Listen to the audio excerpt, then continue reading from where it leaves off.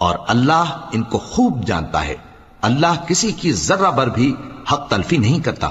اور اگر کسی نے نیکی کی ہوگی تو اس کو کئی گنا کر دے گا اور اپنے ہاں سے اجر عظیم بخشے گا۔ بھلا اس دن کیا حال ہوگا جب ہم ہر امت میں سے احوال بتانے والے کو بلائیں گے اور تم کو اے نبی صلی اللہ علیہ وآلہ وسلم ان لوگوں کا حال بتانے کو بطور گواہ طلب کریں گے۔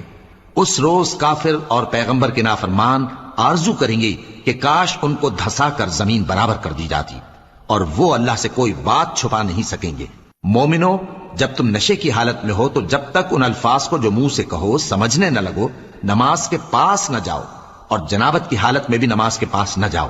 یہاں تک کہ غسل کر لو۔ ہاں، اگر بحالت سفر رستے چلے جا رہے ہو اور پانی نہ ملنے کے سبب غسل نہ کر سکو تو تیمم کر کے نماز پڑھ لو، اور اگر تم بیمار ہو یا سفر میں ہو یا کوئی تم میں سے بیت الخلا سے ہو کر آیا ہو یا تم نے عورتوں سے